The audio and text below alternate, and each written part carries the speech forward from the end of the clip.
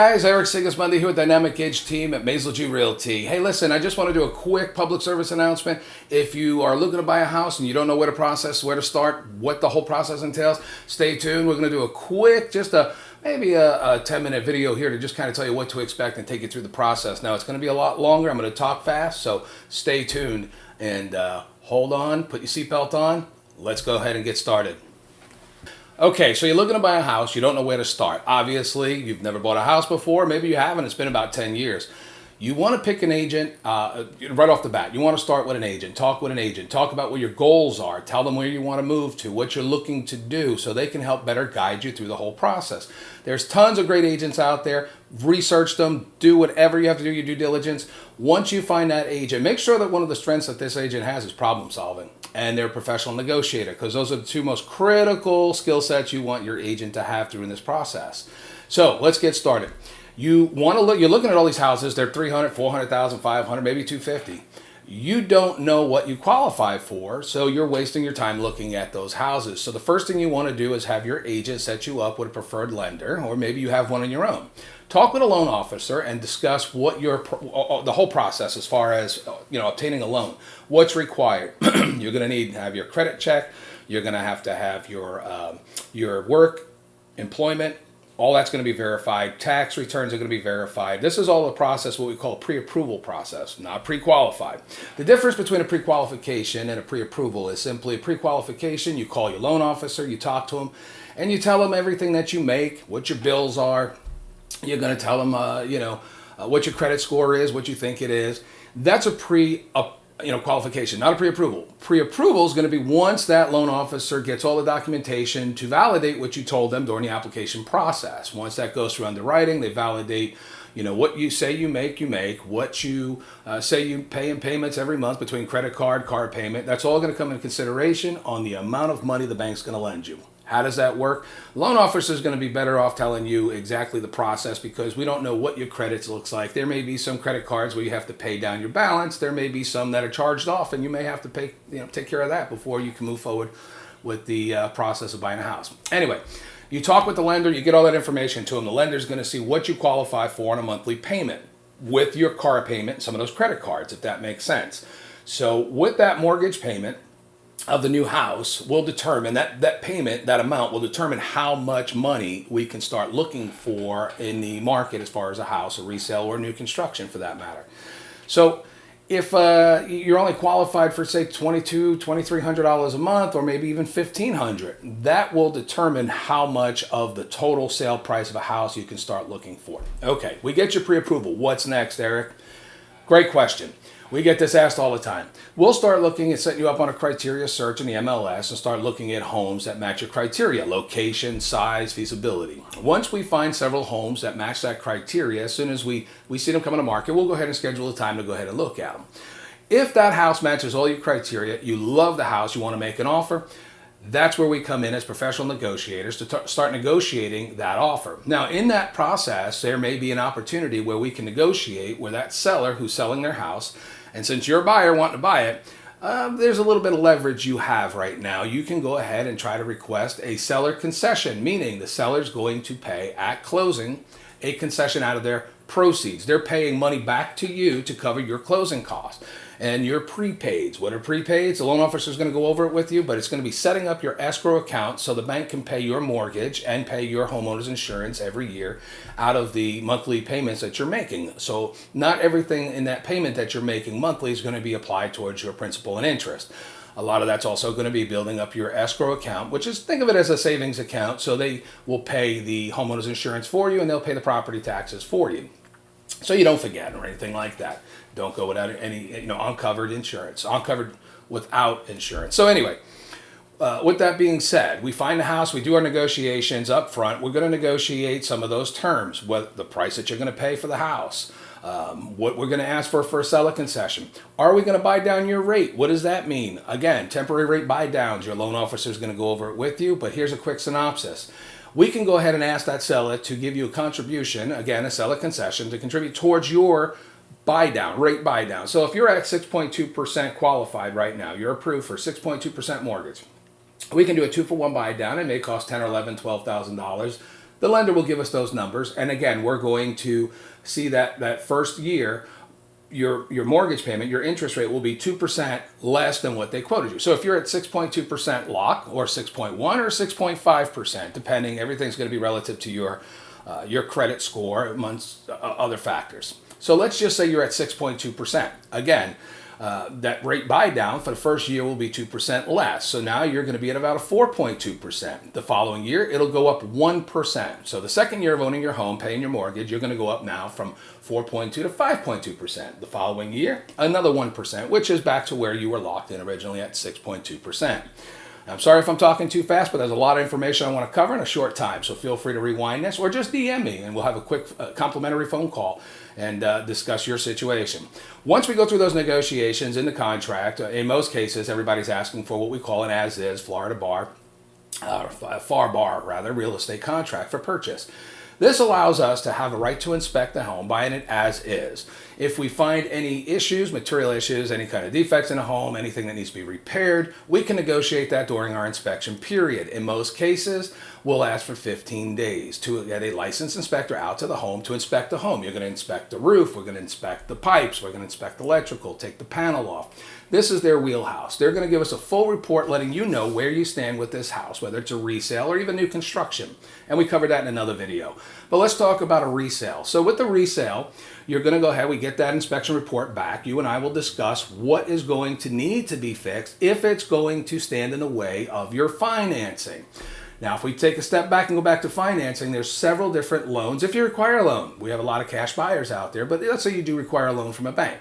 If you require a loan from the bank, there's several types of loans and programs that are out there that they'll be able to guide you through and see what best fits your needs. Starting with, we have FHA. An FHA loan is backed by the Federal Housing Administration and requires only 3.5% of the sale price as your down payment. The next, we have conventional, 5%. Well, there's some products out there now, 3%, 5%, 10% down, 15% down, 20% down. Again, we'll discuss these options with your lender to see what best fits your situation. Everybody's different. Now, you also have a VA loan. So if you were in the military and you have some VA benefits, the VA will back you on that loan, 100% financing. We just get you DD-214. They'll go ahead and review it. They'll discuss the terms with you and interest rate. And we also have USDA loans. What is a USDA loan, you ask? Good question. Again, the same USDA, United States Department of Agriculture, who inspects the meat in the stores. We've all bought steaks and it says inspected by the USDA. The USDA is trying to promote rural living. So in rural living, there's a map that they have put together, and we have some rural areas that need some development or could use development. They will go ahead and back that loan 100% financing, similar to the VA, but everyone has their own criteria. Again, your loan officer is going to go over this with you. We get past that, we get our inspection done, inspection reports back, we go through it, you and I, looking at it, see what you need repaired, and if we can't get those repairs done, we can go ahead and ask for an additional concession. You may find that even at the first appearance looking at the house, there's nothing wrong with it, but behind the scenes, there may be about $2,000 or $3,000 worth of work that needs to be done to bring that house up to par. So we've seen all kinds of examples. Again, now this is on a single family home. You may be looking at a condo. You may be looking at a townhouse, a villa, a mobile home. We have a lot of those here in Florida, which are going to require separate type of inspections. For example, if you're in a mobile home or you're looking to purchase a mobile home, you're going to have more inspections on a mobile home than you would on a regular single family block home. Why? First of all, the home is it's off the ground several feet. So you're going to have a foundation inspection. We're going to make sure that the mobile home is strapped down correctly with a double strap, retrofit. And if it was built after 1999, you're in the clear. But you're still going to need that foundation inspection. You're probably also going to need a septic inspection. You will need a well inspection. Even if the single family home that you're looking to purchase is on a well, you're still going to need a well inspection. In most cases, most mobile homes in Florida are on a well. That well inspection is going to consist of someone coming out, taking a sample of the water. We want to test it for Bactrim and bacteria and E. coli, lead, etc. Make sure that the water that is coming out of the ground is okay and not harmful. It's not going to cause any harm to you or any resident or anybody that's going to be living in that dwelling. We get past that point. We go through again. We go through the report. We go through the inspections. We go back and we negotiate with the seller to either fix those problems or take another seller concession and reduce the sale price that we feel is comfortable or adequate enough to cover those repairs. As long as those repairs don't inhibit you from getting the loan, because you will have, when the bank sends out an appraiser to appraise the home, obviously the home has to appraise for the value that you're under contract for, because that home, that asset, is collateral for the loan. It's actually what the definition of mortgage. You're mortgaging the house. The house is collateral. So if you don't pay your payment, unfortunately, they take the home, they want to repossess it, they foreclose on it, they have to resell it to become whole. In order for them to resell it, they have to make sure that they can sell it in today's market. And if it's, somebody puts a price tag on a house that's $500,000 and you're under contract, but it only appraises for $350,000 or $450,000, the chances of them approving that loan are going to be slim to none. It's not going to happen. The house has to appraise for the amount of money that they're going to lend you. If it doesn't appraise, it is what it is. Now, if it's an FHA loan and the FHA process during that whole appraisal process, the appraisal's complete, it's going to be signed a case number through HUD, which is the housing, we all know what HUD is, Housing Urban Development. So they are going to keep that FHA appraisal on that property for about 180 days. It's stuck to it, the value. So if that seller doesn't want to sell it to you because it only appraised for $300,000 and not the $350,000 that they're selling it for, they won't be able to accept an FHA loan for at least the next 6 months, because that loan the appraisal will be attached to that house. We get past that point, we've negotiated, we are under contract, and behind the scenes, the title company is going to be working on clearing the title, making sure it's free of any encumbrances, that there's no liens on the property that we don't know about. We're also, if it's in an HOA, homeowners association, we want to make sure that they're in good standing with the HOA, and we want to make sure the HOA is fiscally healthy. Last thing you want to do is buy a house and you find out the HOA is broke. And at any point, they're going to be doing special assessments just to cover the maintenance of the property. So that's something that you and your agent will discuss as you go forward in this process. In the state of Florida, if you're using that FAR/BAR contract, and in that inspection you say, hey, there's just too much work that needs to be done. I didn't see this when we looked at the house. I want out. Perfect. You can get out of that contract. We'll write just an email and we'll send a cancellation of contract. You'll sign it and you'll get your earnest money deposit back. What was earnest money deposit? Well, when we first went under contract, in order to make that contract binding, you have to put up what we call good faith money. It's considered earnest money deposit. It's going into an escrow account to be held with the title company of the seller's choice, whoever the seller wants to handle the closing. That money will sit there. Typically, it's about $1,000 to $5,000. That money will be used towards the closing costs, or at least the remaining balance of which you would have to bring to the table on the day of closing. So it's not like that money's just a deposit and it's gone. That money's going to sit there safe. And if you decide that, again, those repairs are too much, we're going to go ahead and cancel that contract, move on to another house. However, you are out the money for the inspections. What does that cost?